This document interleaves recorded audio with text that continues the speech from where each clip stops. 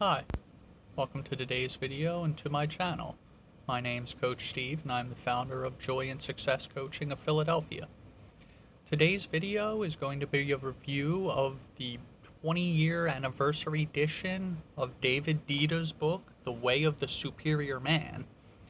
David Deida is the author of about half a dozen different books.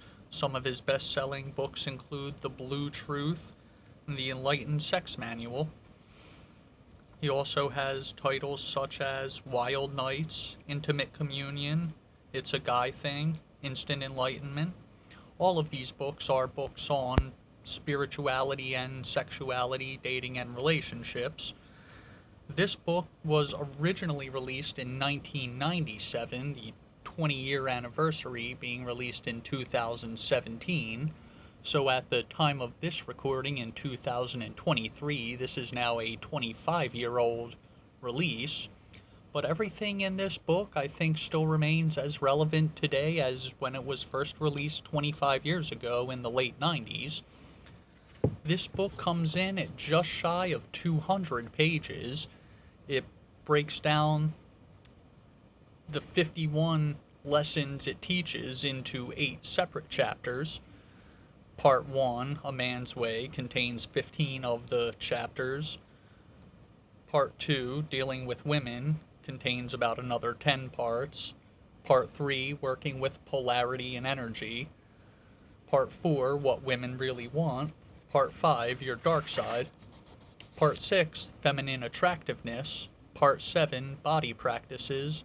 And Part 8, Men's and Women's Yoga of Intimacy. Throughout the book, it breaks down each of those parts into various different lessons pertinent to those ideas. The most connecting theme of the book is sexual polarity, masculinity and femininity, and the way they complement one another in a relationship.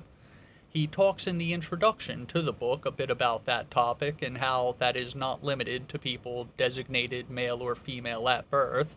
At one point during the introduction, he even calls The Way of the Superior Man. It could have been titled The Way of the Superior Person with a Masculine Sexual Polarity, but does state you can interchange the gender language as needed. It would have been really exhaustive to account for all possible combinations in the writing and titling of the book. Essentially, it is a book with advice for people with a masculine sexual polarity, regardless of their gender, but it does have information in there that is very helpful as well for people with a feminine polarity. One of the main teachings of the book is that if this polarity begins to become too neutral or depolarized, that it will create complications in the relationship. David Deida talks a lot in the book about how if somebody whose core essence is naturally feminine has to step into her masculine in order to pick up the slack of her perceivably masculine partner, that it will start to throw off the polarity, that they will become more distrusting and angular and sharp in their responses, and how if somebody has a masculine core essence, that they are probably very focused on purpose, mission, career, and that sometimes being mindful of the flow of love into the relationship could be more difficult. But throughout the 51 lessons, it has a lot of things that can be utilized to maintain polarity in the relationship and to pass the tests of where you're at in your relationship when they should arise, and they inevitably will arise. David Deida says, essentially, the feminine loves to test the masculine because they want to feel your strength. They want you to pass the test. They want to see that you are the centered and unperturbable masculine essence they feel, and that they are often disappointed when you are unable to pass their test, when you become too complacent and too feminine in your demeanor. There are parts in Chapter 7, Body Practices, that do have some breathing exercises and other physical things to consider, so it is not all just a book of theory and psychology. There are some physical or physiological practices detailed in some of the chapters of the book, and it talks a lot about this all in really deep and spiritual topics.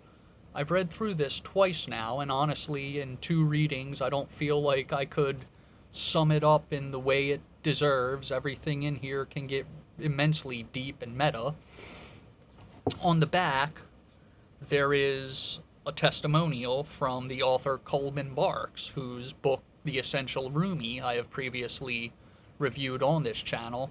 And at first, I wasn't entirely sure how somebody like an author of Rumi's poetry would be correlated to a book like this.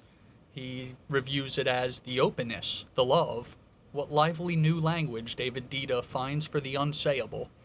And that is where I realize as I read through the book, this connection comes through, that Mr. Deida has a way of phrasing things that has this deeply poetic and spiritually mystical tendency that would be found in the ancient poetry of Rumi, talking a lot about almost the kenosis with your partner into a loving state that is beyond the I, me, mine, or the differentiation of me and you, and exists beyond identity and simply into the act of loving itself, not loving as yourself or loving your partner for them, but loving them for the beauty of with which they are only a mere representation. He talks a lot in here about finding your purpose and other things that are pertinent to the fulfillment of the masculine sexual essence, being really determined and driven by your work and your purpose, and how for most masculine men it is a priority to put these things first, and that it creates a bit of asymmetry with the feminine, whose main objective would be the flow of love into their life. Talks a lot about relationships with your father, your past, things that may have helped form you as a child that need to be reinterpreted as you grow into adult age. He talks a bit about the importance of accepting adulthood and being responsible for your own needs and happiness, and not trying to make others responsible for living your life for you. He does advise if your woman has to become the masculine one and take the responsibility, then she has to step out of her femininity to pick up the slack, and that is not going to bring her the greatest joy. I really have enjoyed this book. I found it really insightful. I'm definitely going to end up reading through the 51 lessons for a third time, upcoming soon, and I'll probably read it a fourth or fifth time. The language used throughout the book is very deep, very insightful, very contemplative. It steps beyond just simple dating advice of do this, do that, and gets really more into the deeply psychological and spiritual elements of all that a relationship can be, and the importance of finding the balance between work and life and relationship. The subtitle of the book is A Spiritual Guide to Mastering the Challenges of Women, Work, and Sexual Desire, and it does serve very much as a spiritual guide, as the title indicates that it would. I am excited to check out more of David Deida's books, and he also has some available through his website in audiobook form. I'll leave a link below in the description to David Deida's website, and you can find out more about his work and his coaching seminars through that site. But The Way of the Superior Man does ring true 25 years later in this 20th anniversary edition, and is definitely a book I've heard recommended by various different speakers and life coaches. That's how it came to my awareness, through the consistent mentioning by several separate prominent presenters in the field of dating and relationships.